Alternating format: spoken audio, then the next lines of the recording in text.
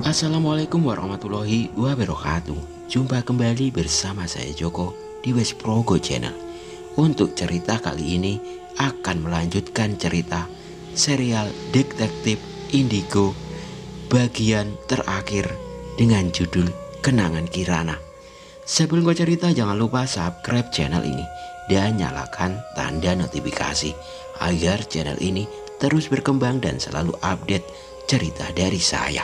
Bagi teman-teman yang ingin membacanya ceritanya, langsung saja linknya di kolom deskripsi. Langsung saja kita dengarkan ceritanya. Tiba-tiba kepalaku terasa pusing dan sejenak aku mengetahui kenangan-kenangan dari kepala si bule itu. 16 November 1812, Gubernur Raffles menunjukku sebagai kepala ekspedisi untuk mencari sebuah sisa peradaban kuno. Kami menelusuri berdasarkan sebuah peta dan catatan yang pernah tertulis secara rahasia oleh Marco Polo tentang sebuah reruntuhan prasejarah di mana dia dan anak buahnya menemukan sebuah patung emas berbentuk monyet. Karena waktu dan logistik yang sangat terbatas, Marco Polo hanya berada di reruntuhan itu selama 1 hari saja, dan dia menulis temuannya itu di dalam catatan rahasianya. 11 Desember 1812, kapal kami secara tidak sengaja berlabuh di sebuah pulau. 27 Desember 1812, kami akhirnya berhasil menemukan reruntuhan itu. Namun tidak lama, sebuah gempa terjadi selama beberapa menit.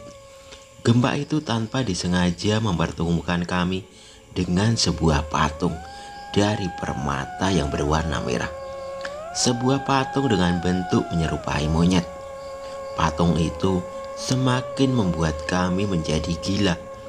Mimpi yang sama tiap malam selalu muncul menghantui kami. Seperti yang makhluk itu janjikan, ku dapatkan kepuasan dari membunuh satu persatu anggota ekspedisi kami. Pisau terkutuk ini bukan saja memberiku kekuatan, tapi juga merampas jiwaku. Dan dia juga haus darah. Tanpa kusadari, penawaran yang diberikan oleh monyet besar itu adalah sebuah kutukan. Tubuh dan jiwaku telah dijadikan budaknya. Setiap hari segala hewan ataupun manusia yang kutemui menjadi makanan segar bagi pisau terkutuk ini. Sebagian darah mereka tidak lupa kusiramkan pada patung permata merah itu. Aku tak mampu mengungkap semua kegilaan itu, anak muda. Semoga itu bisa memberimu petunjuk, ucap lelaki bule itu kepadaku. Lalu bagaimana tentang altar ini? Bagaimana cara melewati para penjaganya? Tanyaku. Mereka tidak tahan dengan petir. Sampai jumpa, anak muda. Terima kasih. Dan suaranya tidak terdengar lagi. Kuceritakan pada Kimi, Kasa dan Rania tentang semua yang ku ketahui. Dan kami pun menuju altar itu dan bersiap menghadapi makhluk-makhluk penjaga altar itu. Aku adalah salah satu yang menguasai elemen petir di sini. Maka tanpa ragu ku hembaskan beberapa serangan pada penjaga itu. Mereka menggelepar kesakitan dan tak mampu menahan kami mendekati altar utama. Di altar utama itu terdapat patung berwujud monyet yang berlumuran darah. Kimi tanpa ragu langsung menghancurkannya. Sebuah portal terbuka tepat di tempat patung itu tadi berdiri. Itu Kirana. Cepat selamatkan dia, teriak Rania. Tanganku memasuki sebagian portal itu dan meraih tangan Kirana. Kutarik dia dari dalam portal itu. Wajahnya tak menampakkan satu emosi pun. Matanya lalu melirik ke arah Rania dan mengeluarkan air matanya. Ini hanya sebagian jiwanya yang terkurung. Satu lagi masih berada di sekapan makhluk anima itu. Kimi menerangkan kepadaku, "Pangeran, kau kembalilah sekarang. Tempat ini biar kami yang menjaganya. Kau sudah tidur terlalu lama," ucap Kimi kepadaku. Astaga, aku sampai lupa tentang perbedaan waktu. Entah sudah berapa lama diriku tertidur di alam nyata sana. Ku minum segelas air dingin yang disediakan untukku. Di sebelahnya ada cemilan keripik kentang kesukaanku. Masih setengah teler, aku berusaha untuk meraih kesadaran sepenuhnya. Sepertinya tadi diriku melebihi batas normal tidurku. Berapa lama tadi aku? Belum sempat selesai ku bertanya, sebuah pukulan berat mendarat di kepalaku. "Hobimu selalu saja menyusahkan orang. Apa kau sadar? Tadi butuh setidaknya 4 orang untuk menggotongmu keluar dari mobil," damprat Arina menusuk telingaku. "Apa sih yang ada di kepalamu? Sampai tertidur sampai 6 jam. Kayak orang mati pula. Susah dibangunkan." Ku dengar saja omelan-omelan itu sambil berpikir sendiri. Lama juga aku ketiduran. Pantas saja badan masih terasa loyo. Sebisanya ku jawab semua yang ditanyakan oleh Arina. Bukan masalah diriku panjang lebar kepadanya, karena dia sudah percaya gak percaya pada setiap ceritaku. Saat ini diriku berada di kamar yang disediakan untukku dan Arina. Tentu saja ketika tidur malam aku mendapat jatah tidur di lantai dan Arina di atas kasur yang empuk. Jam menunjukkan sudah hampir sore hari. Diriku masih belum bertemu Aditya lagi semenjak ketiduran tadi. Sedangkan Arina sibuk dengan dirinya sendiri. Pintu kamar diketuk. Terdengar suara Aditya memintaku dan Arina untuk bertemu di ruang keluarga. Aku dan Arina saling menatap, lalu bergegas keluar kamar dan mengikuti Aditya.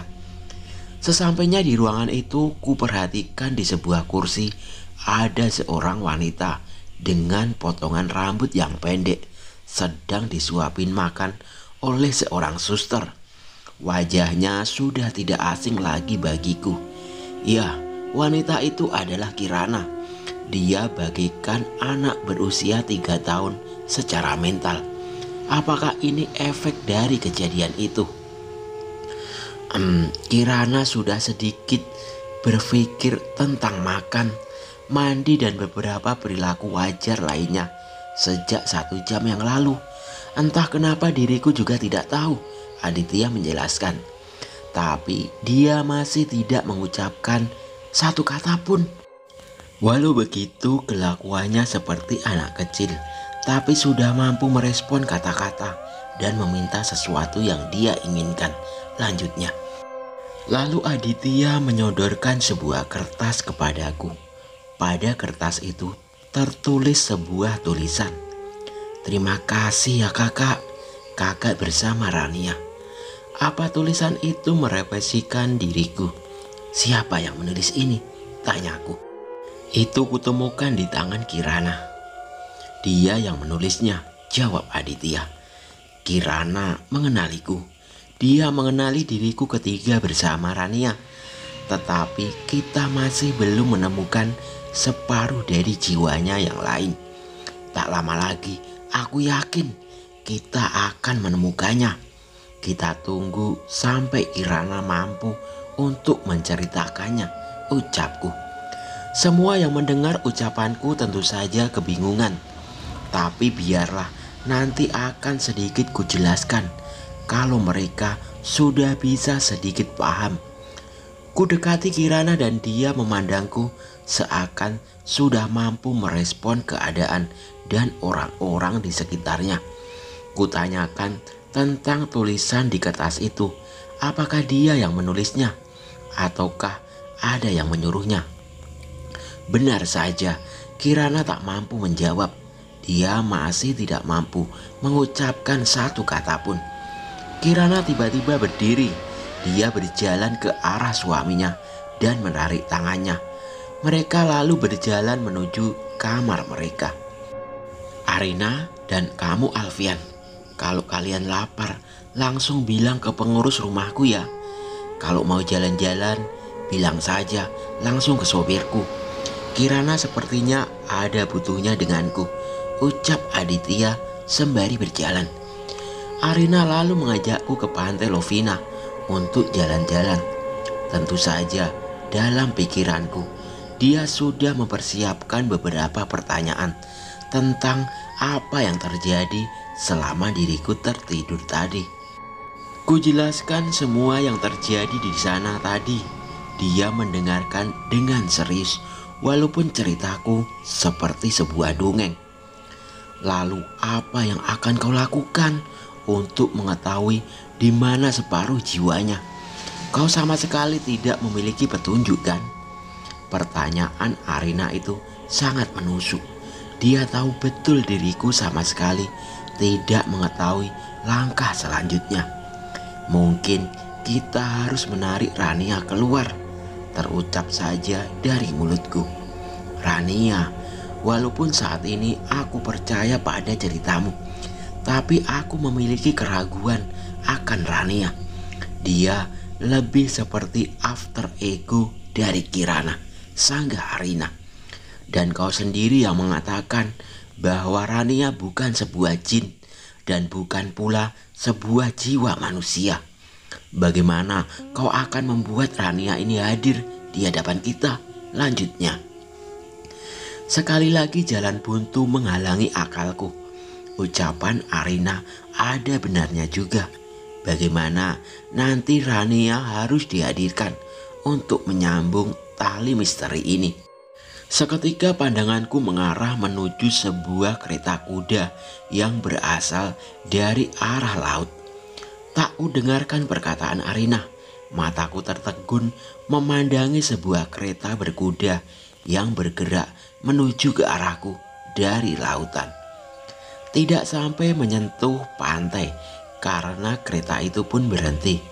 Sosok hitam terlihat melayang dari kereta itu dan menuju ke arahku.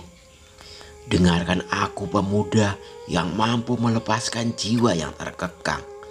Sosok itu dalam sekejap ada di sebelahku, membisikkan perkataan dengan nada suara perempuan di telingaku.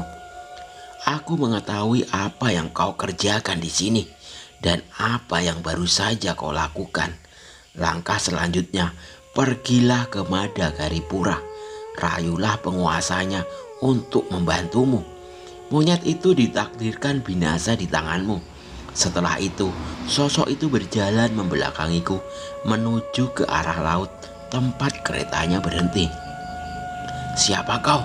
Tanyaku dalam hati. Aku yang seharusnya melindungi mereka. Namaku Aisyah, dan dia menghilang.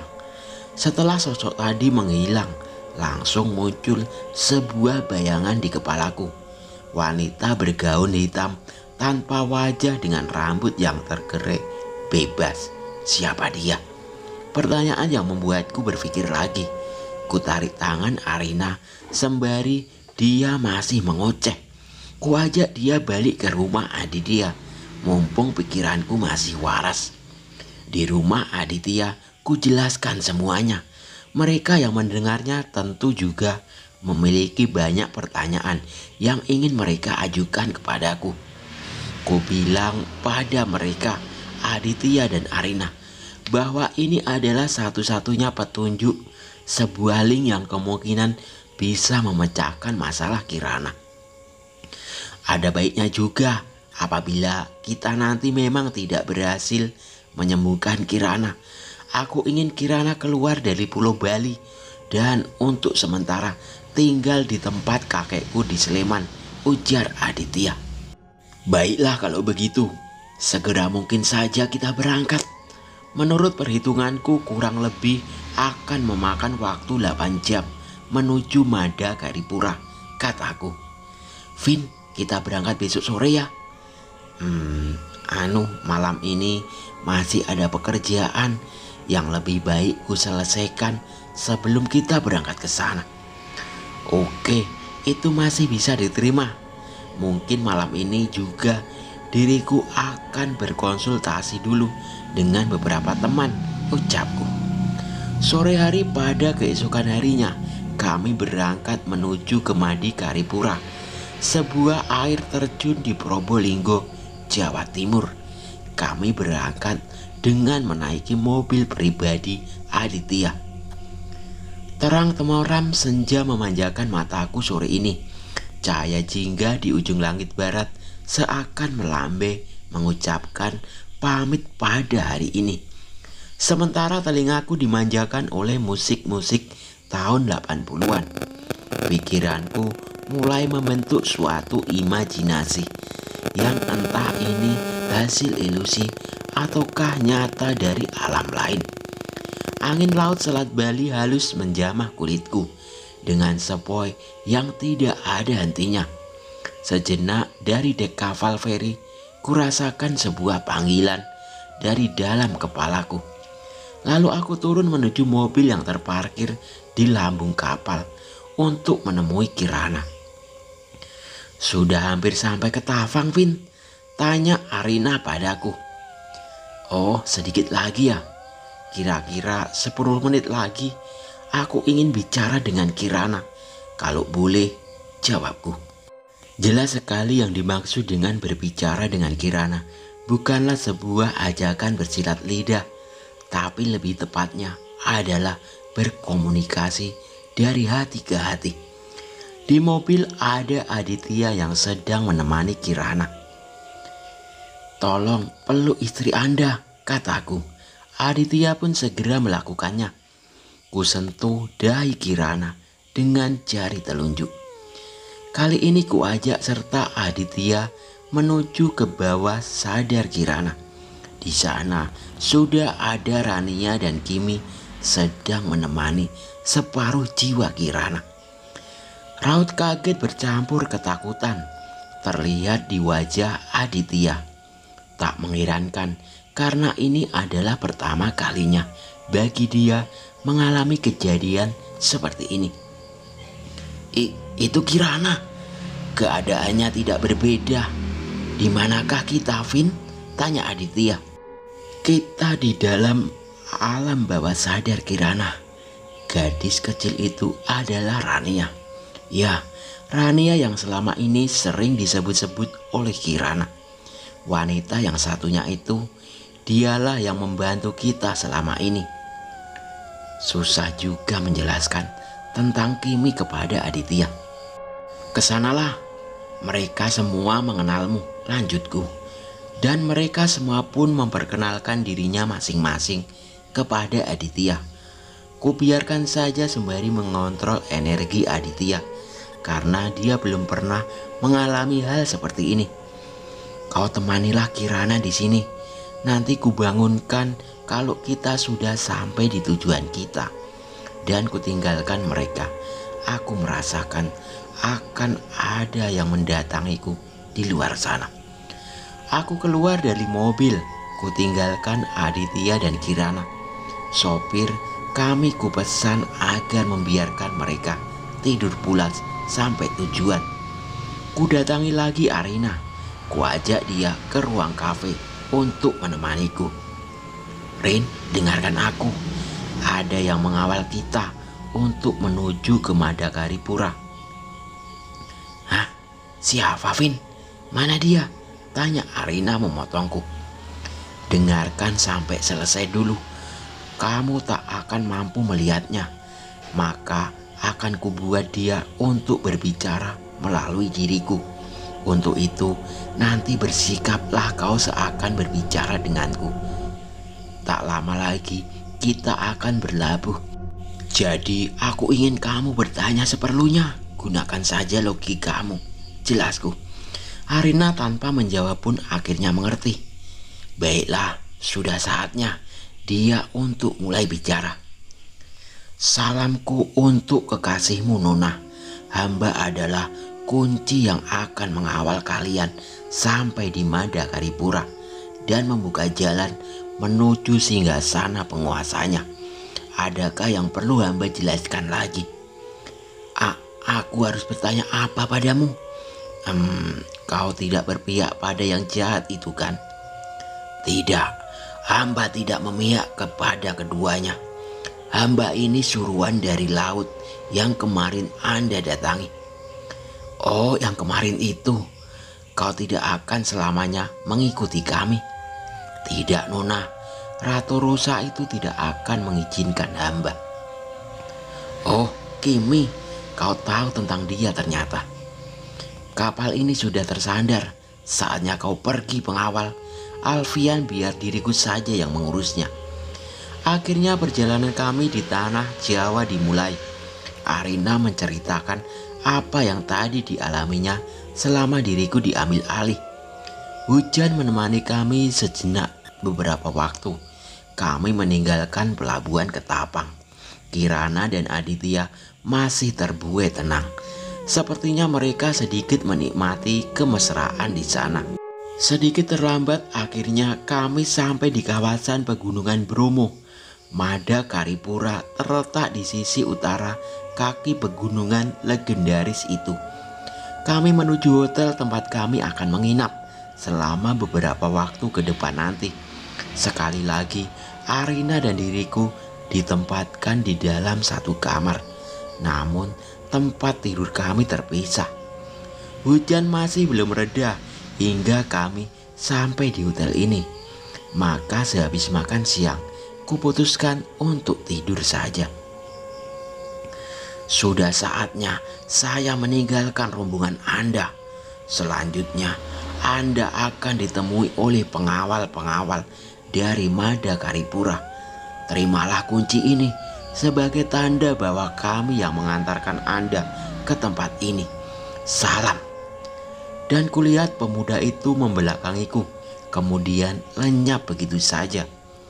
Masih terbengong, lalu kurasakan ada yang lain lagi mendekatiku. Di samping kiriku ada 3 orang pemuda, masing-masing membawa tombak dan mengucapkan kata-kata yang sama sekali tidak ku mengerti. Entah mengapa tanganku tergerak untuk menyerahkan kunci yang baru saja kuterima kepada mereka. Beritahu kami apabila Anda sudah siap untuk menemui raja kami. Spontan mereka lenyap dan diriku terbangun. Pukul 10 malam, hawa dingin menyeruak di kamar yang aku dan Arina tempati. Tapi benar-benar kurasakan ada yang paling ganjil. Ada udara dingin yang sepertinya bergerak untuk semakin mendekatiku.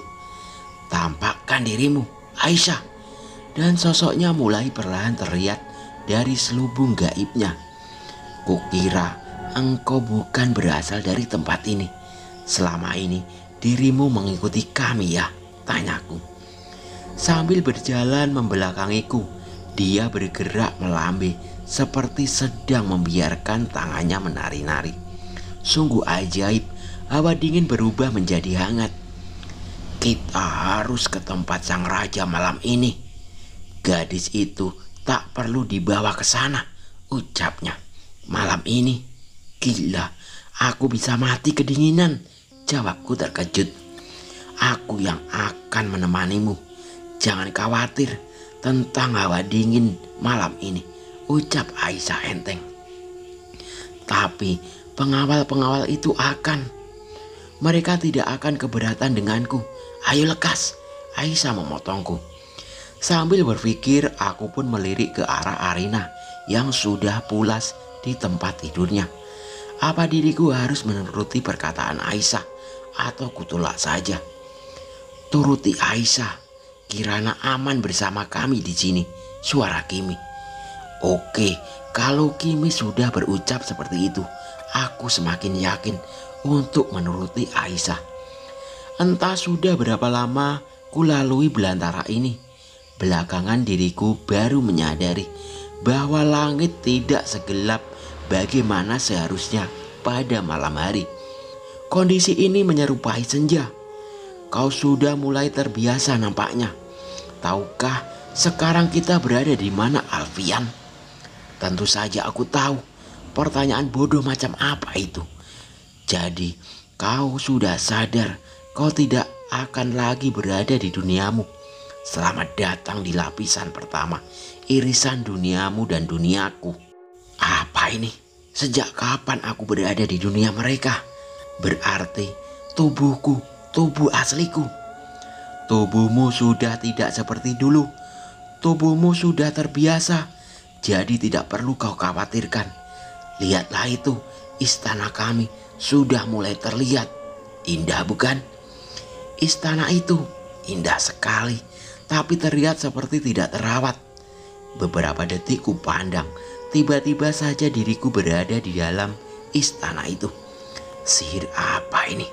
Bagaimana mungkin aku bisa langsung berpindah ke halaman istana? Seperti inikah kehebatan bangsa jin? Atau saja ini terjadi secara otomatis di luar pikirku? Ayo lekas masuk, ayahku sudah menunggumu. Maksudku, Baginda sudah menunggumu. Aisyah mengantarku menghadap ayahnya, sang Baginda. Sebuah sosok besar duduk di singgasana. Wujudnya adalah raksasa bertangan 4 dengan wajah yang menyerupai ukiran Betara Kala, dan punggungnya kulihat sebuah cangkang kura-kura. Aku berjalan mendekati singgasana.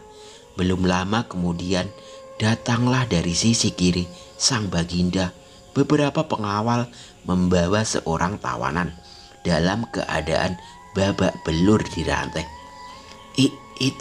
Itu adalah si kera besar yang hendak kulawan.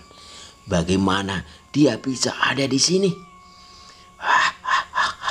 Suara tawa sang Baginda lantang seolah mengisi seluruh istana. Dia sudah kukalahkan berdasarkan permintaan Aisyah, dan ku tahu apa sebenarnya masalah yang sedang kau hadapi. Jalan keluarnya berada di balik pintu merah itu, ujarnya sembari menunjuk ke sebuah pintu merah di arah kananku. Kau akan lebih mengetahui apa sebenarnya yang terjadi dan juga seperti apa kemampuan sejatimu. Pergunakan kunci yang kau terima itu untuk masuk ke sana. Monyet ini biarkan membusuk di penjara istanaku. Wahai pangeran, kuanggap urusanmu di sini sudah selesai. Aisyah menarik tanganku dan mengarahkan diriku ke arah pintu merah itu. Lalu dia memelukku dan menitikkan air mata. Akan kuberitahu apabila sudah datang waktunya dan dirimu sudah tidak ragu-ragu lagi. Tak paham akan maksud perkataannya itu. Kaki-kakiku melangkah dengan sendirinya dan tanganku membuka pintu merah itu. Sebuah ruangan seperti di dalam pondok kayu, dengan hanya ada 2 kursi yang membelakangiku. Di sana di kedua kursi itu duduk 2 sosok, seorang wanita dan anak kecil. Kirana dan kamu, Rania, kalian sedang apa di sini? Mereka tidak bergeming. Ku dekati dan menghadap ke arah mereka. Ekspresi dingin mereka mengejutkan diriku. Sebuah cahaya ungu memancar dari kening mereka berdua. Cahaya ini, benda ini merupakan pecahan sukma. Bagaimana bisa seorang manusia seperti Kirana bisa memilikinya? Terlebih lagi terjadi juga pada Rania. Bagaimana? Sudah sedikit lebih paham. Suara Aisyah mengejutkanku. Apa maksudnya ini?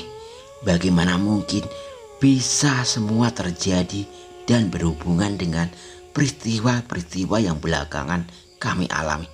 Kirana, wanita itu tanpa sengaja menemukan rahasia para jin yang dulu ditanamkan pada sebuah patung. Entah bagaimana dia bisa mengetahui konsep dari rahasia itu hanya dalam sekejap. Itu masih merupakan misteri bagi kami juga. Pecahan sukma, itulah yang dipelajari oleh Kirana. Sebuah cara bagi kami para jin untuk bisa memasuki dunia manusia dan bisa menempatkan diri pada berbagai benda ataupun makhluk-makhluk di bumi. Pecahan sukma juga merupakan pemancar dan menyerap energi bagi kami. Bangsa kami bisa meletakkannya di lebih dari satu lokasi. Mungkin lebih mudahnya bagi dirimu adalah memecah jiwa kami menjadi beberapa bagian dan menyembunyikannya di dunia manusia. Aku tertegun mendengar penjelasan dari Aisyah. Yang terjadi pada Kirana adalah hal yang sebaliknya. Dia memecah sukmanya menjadi dua, akan tetapi hal di luar dugaan. Masing-masing pecahan sukma itu seakan memiliki kepribadian sendiri-sendiri. Sukma Kirana yang seakan kehilangan ingatan, dan Rania yang murni sebuah kepribadian yang bisa berdiri sendiri, berkehendak sendiri. Masalah ini bisa kau selesaikan sendiri. Setelah ini akan kau temukan pemecahnya, dan kau yang memutuskan untuk memilih siapa. Aisyah tiba-tiba lenyap. Tunggu dulu Aisyah, bagaimana mungkin aku melakukan itu semua? Hei, tunggu Aisyah. Perempuan jin itu telah lenyap dan tanda tanya besar mengisi kepalaku. Tak kusangka bakal serumit ini apabila ini menyangkut pecahan sukma. Sebuah hal tabu bagi jin untuk diceritakan kepada manusia. Rania tiba-tiba berdiri dari kursinya dan mendekatiku. Aku tidak ingin mati, ucapnya dengan tangis. Kirana juga berdiri dan mendekati padaku. Kau tahu diriku lebih penting. Gila, semua ini gila. Bagaimana aku bisa menyelesaikan ini lebih lagi dengan dua pilihan, di mana salah satunya harus mati. Aisyah dengan sederhana menjelaskan kepadaku bahwa manusia tidak akan bisa menerima dua sukma dalam dirinya, dan apabila salah satu dari sukma ini harus mati, artinya ketika sukma sejatinya kembali, maka akal sehatnya setelah sadar tidak akan utuh seperti dulu. Akhirnya ku peluk Rania dan ku tarik cahaya sukma ungu dari keningnya. Perlahan fisik gadis kecil itu pudar dan pada akhirnya lenyap. Sedangkan Kirana ku tarik tangannya dan ku bawa dia keluar dari ruangan ini, melangkah menuju pintu merah dan membukanya.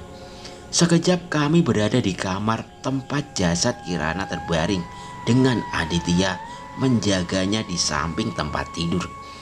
Kimi dan yang lainnya terkejut melihatku. Tanpa menanggapi mereka, ku ambil cahaya sukma Kirana dan memasukkan ke jasad yang sedang terlelap. Kau sudah mengetahuinya sampai sejauh ini. Kuharap kau bisa menjaga apa yang sudah kau ketahui malam ini, ucap Kimi. Bangunlah bodoh, aku sangat khawatir padamu. Ku dengar suara Arina terisak-isak. Samar-samar ku buka mata dan kulihat matanya berkaca-kaca ke arahku. Apa yang baru saja terjadi? 3 bulan kemudian, menatap langit sore dan menikmati kuaci asin, masih kubayangkan bagaimana waktu itu diriku ditemukan tidak sadarkan diri di jalur pendakian Gunung Semeru.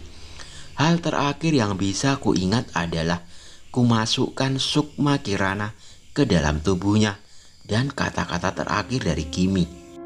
Iya, benar, kata-kata terakhir. Sejak saat itu tak kujumpai lagi Kimi dan yang lainnya, walau hanya sekedar suara sekalipun. Yang kupunya saat ini hanyalah seorang gadis kecil bernama Rania. Dia tidak terlihat oleh orang lain dan keberadaannya juga sebuah misteri. Waktu itu sukma Rania tidak kumusnahkan. Sukma itu kusembunyikan dalam diriku sembari menunggu waktu sampai bisa kupecahkan cara kerja pemecahan sukma dan bagaimana mengembalikan prosesnya. Rania tidak banyak bicara. Dia seolah kehilangan ingatannya dan hanya sering tersenyum kepadaku.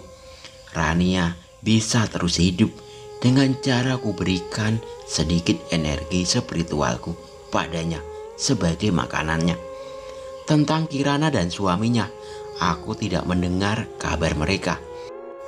Arina menutup mulutnya rapat-rapat dan hanya memberitahukan bahwa mereka sudah tertolong. Sudah 8 bulan berlalu sejak kejadian yang menimpa Kirana. Kini aku sudah bertunangan dengan Arina dan rumahku semakin ramai dengan hadirnya kembali Kimi dan Rania. Oke, sampai di sini dulu cerita dari saya. Nantikan cerita selanjutnya. Wassalamualaikum warahmatullahi wabarakatuh.